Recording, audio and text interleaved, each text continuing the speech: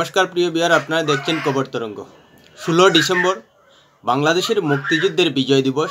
এই দিনই ভারতের লেফটেন্যান্ট জেনারেল আরোরার কাছে 93,000 সৈন্য নিয়ে কমান্ডার নিয়াজি আত্মসমর্পণ করেছিলেন এবং সেটাই বিজয় দিবস। সেই বিজয় দিবসে বাংলাদেশের অন্তর্বর্তী সরকারের প্রধান উপদেষ্টা মোহাম্মদ ইউনুস জাতির উদ্দেশ্যে ভাষণ দিয়েছেন এবং সেখানে অনেক কথাই বলেছেন, কিন্তু কোথাও শেখ মুজিবুর রহমানের নাম উল্লেখ করেননি এবং ভারতের অবদানের কথা উল্লেখ করেননি। যে প্রধান উপদেষ্টা, যে সরকার নিজের দেশের মুক্তিযুদ্ধে সবথেকে বেশি অবদান রাখা ব্যক্তির উল্লেখ করে না, কৃতজ্ঞতা স্বীকার করে না, সেই সরকার যে ভারতের অবদানের কথা স্বীকার করবে না সেটা ধরেই নেওয়া যায়। তাই প্রধানমন্ত্রী নরেন্দ্র মোদীও বাংলাদেশকে এবং বাংলাদেশের বর্তমান অকৃতজ্ঞ সরকারকে স্মরণ করিয়ে দিলেন একটি ফেসবুক পোস্টে যে এই যুদ্ধ ছিল পাকিস্তানের হার ভারতের কাছে। এ নিয়ে তিনি ফেসবুক পোস্টে একটি পরিষ্কার বার্তা দিলেন, যা নিয়ে অবশ্যই বাংলাদেশে বিতর্ক শুরু হয়েছে প্রধানমন্ত্রী মোদীর ফেসবুক পোস্ট নিয়ে। প্রিয় বিহার, ভিডিওটি ভালো লাগলে সাবস্ক্রাইব করবেন, এতে আপনার ক্ষতি হবে না কিন্তু আমাদের উপকার করে দেবে। আমরা জানি 1971 সালে বাংলাদেশ স্বাধীন হয়েছিল, আর সেই স্বাধীন অর্জন হতে ভারতের 1500 মতো সেনা নিহত হয়েছিলেন এবং 3000-এর অধিক আহত হয়েছিলেন, যেখানে ভারতের প্রায় 2,50,000 সৈন্য যোগ দিয়েছিলেন যুদ্ধে, আর বাংলাদেশের মুক্তিবাহিনীর 1,75,000। এখানে একটা কথা পরিষ্কার বলে দেওয়া যায় যে বাংলাদেশের মুক্তিবাহিনীর মেজর জেনারেল ছিলেন এমএজি ওসমানী।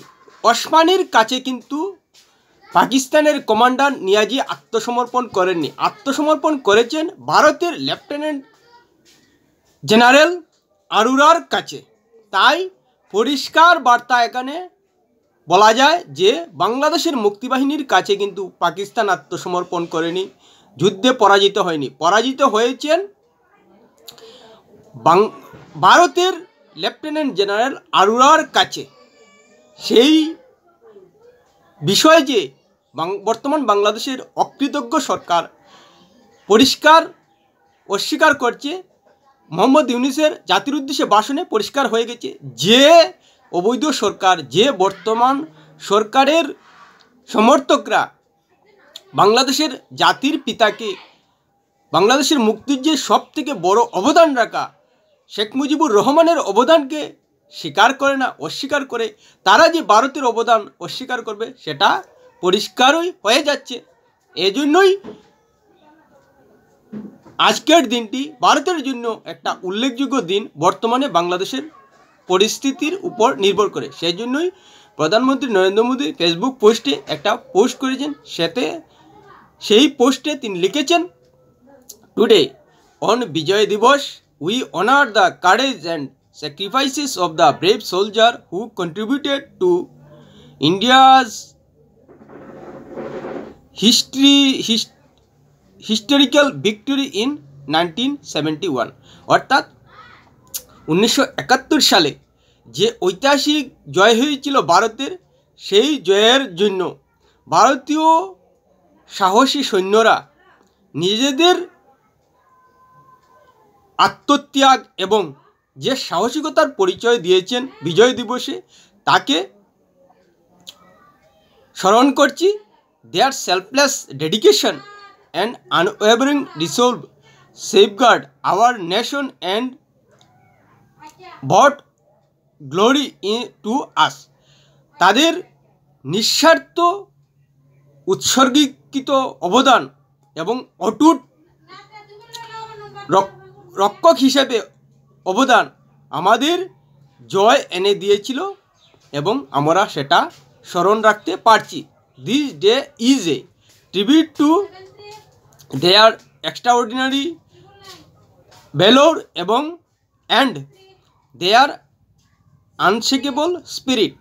তাদের অটুট বন্ধন, অসাধারণ বীরত্বকে শ্রদ্ধাঞ্জলি জানাচ্ছি এই দিনে।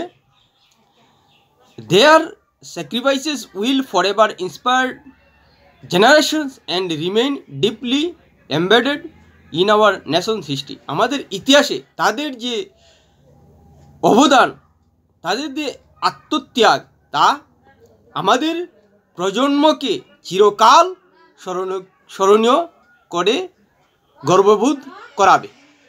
এই হলো তার পোস্টের মূল কথা। পরিষ্কার তিনি এখানে বলে দিয়েছেন যে ভারতের বিজয়, সেটা সত্যি। কেননা ভারতের লেফটেন্যান্ট জেনারেল আরোরার কাছে 93,000 সৈন্য নিয়ে নিয়াজি আত্মসমর্পণ করেছিলেন। সেখানে মুক্তিবাহিনীর মেজর জেনারেলের কাছে, ওসমানীর কাছে আত্মসমর্পণ করেনি। তাই পরিষ্কার বর্তমান বাংলাদেশ সরকারের অবস্থান এবং বর্তমান বাংলাদেশ সরকারের উগ্রবাদী মানসিকতা সম্পন্ন মানুষের অবস্থানকে দেখেই এভাবে পোস্ট করেছেন ভারতের প্রধানমন্ত্রী নরেন্দ্র মোদী। যদি শেখ হাসিনা হতেন, নিশ্চিতভাবেই শেখ হাসিনা ভারতের অবদানকে স্মরণ করতেন এবং জাতির উদ্দেশ্যে ভাষণে ভারতের যে অবদান ছিল এবং যে কথা তাদের জাতির পিতা শেখ মুজিবুর রহমানও স্বীকার করে গিয়েছেন কলকাতা, নিশ্চিতভাবেই তারা ভারতের অবদানকে কৃতজ্ঞ চিত্তে স্মরণ করতেন এবং সেই ফেসবুক পোস্টেই যে কথা নরেন্দ্র মোদী লিখেছেন তার ভাষা অন্যরকম হতে পারত। কিন্তু অকৃতজ্ঞ বর্তমান সরকার এবং যারা বর্তমানে সক্রিয় রয়েছে বাংলাদেশে উগ্রবাদী জনতা, তাদেরকে ফেসবুক পোস্টে উপযুক্ত জবাবটাই দিলেন প্রধানমন্ত্রী নরেন্দ্র মোদী। আসলেই বর্তমান সরকার একেবারে অকৃতজ্ঞ অবস্থায় রয়েছে। যে জাতি নিজের দেশের স্বাধীনতার জন্য, নিজের দেশের মানুষকে অত্যাচারের হাত থেকে রক্ষার জন্য জীবন বাজি রেখে সব থেকে বেশি অবদান রেখেছে, তার কাছে কৃতজ্ঞ স্বীকার করছে না। অথচ দেখুন যে পাকিস্তান বাংলাদেশের শুধু কিছু কিছু ঘটনা বলছি, কি পরিমাণ নৃশংস কাণ্ড ঘটিয়েছে বাংলাদেশে। বলা যায় পৃথিবীর অন্যতম নৃশংস এবং জঘন্যতম ঘটনা, নোংরা ঘটনা ঘটিয়েছে পাকিস্তান। 30 লক্ষ বাংলাদেশি মানুষকে নিহত করেছে, 4 লক্ষ মা বোনের ইজ্জত নষ্ট করেছে।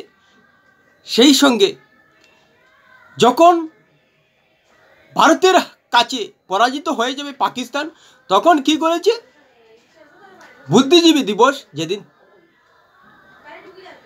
মুক্তিযুদ্ধ বিজয় দিবস হওয়ার 2 দিন আগে, সেদিন 991 জন শিক্ষাবিদ, 45 জন চিকিৎসক, 42 জন আইনজীবী এবং 13 জন সাংবাদিককে হত্যা করেছে। কত বড় নৃশংস একটা দেশ পাকিস্তান।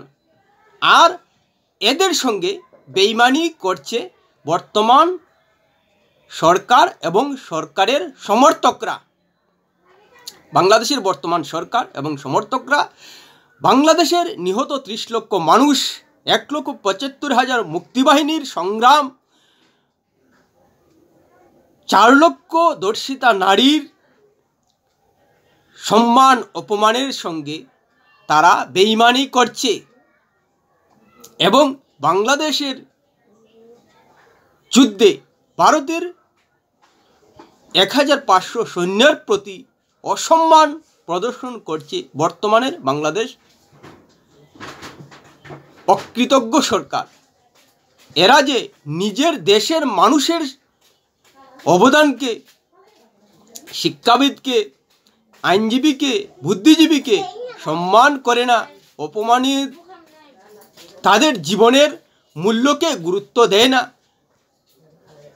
30 লক্ষ মানুষের মৃত্যুকে তারা কৃতজ্ঞতা জানাতে পারে না, তারা অন্য দেশের যুদ্ধের ভূমিকাকে স্মরণ করবে না, সেটা বলাই যায়। তাই এই বিজয় দিবসও ভারতকে শিক্ষা দিয়ে গেল যে বর্তমানে বাংলাদেশে একটা অকৃতজ্ঞ সরকার রয়েছে এবং একটা প্রতিবেশী দেশে সরকার পরিবর্তন হলে যে প্রতিবেশীর আদর্শগত দিক দিয়ে শত্রু মনোভাবাপন্নভাবে পর্যবসিত হয় বর্তমান বাংলাদেশের অবৈধ সরকার, অকৃতজ্ঞ সরকার, সেটা বারবার জানিয়ে দিচ্ছে ভারতকে। এ নিয়ে অবশ্যই ভারত রীতিমতো কূটনৈতিক স্তরে মাইলস্টোন করে রাখবে বর্তমান অকৃতজ্ঞ সরকারের ভূমিকাকে। কেননা শেখ হাসিনা যখন ছিলেন 4 মাস আগের কথাও সবথেকে ভালো সম্পর্ক ছিল ভারতের বাংলাদেশের সঙ্গে, কিন্তু এখন রীতিমতো যুদ্ধ পরিস্থিতি তৈরি হয়েছে বাংলাদেশের সঙ্গে ভারতের, এবং এত অকৃতজ্ঞ যে যুদ্ধের জন্য ভারতের 1,500-এর উপর সৈন্য মারা গেছেন। কিন্তু এত সৈন্য মারা গেলেও বাংলাদেশের বর্তমান অকৃতজ্ঞ সরকার ভারতের ভূমিকাকে স্মরণ করছে না।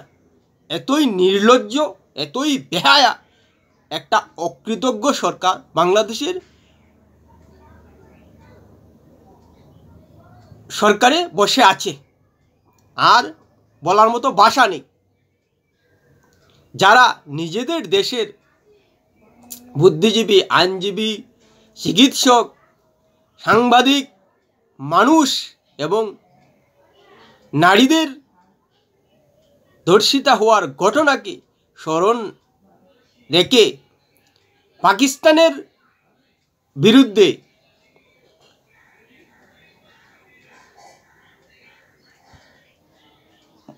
বিরোধী মনোভাব না রাখতে পারে, এর থেকে আর অকৃতজ্ঞ কিছু হতে পারে না।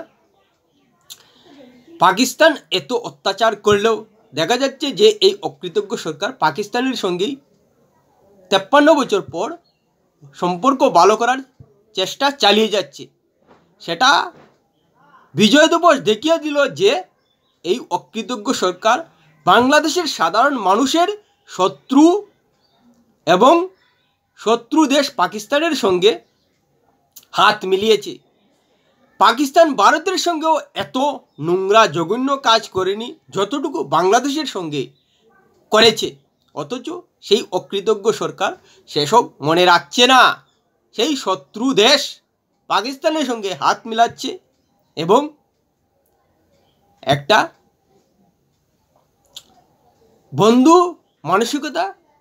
বন্ধুত্বপূর্ণ পরিবেশ সৃষ্টি করার চেষ্টা করছে।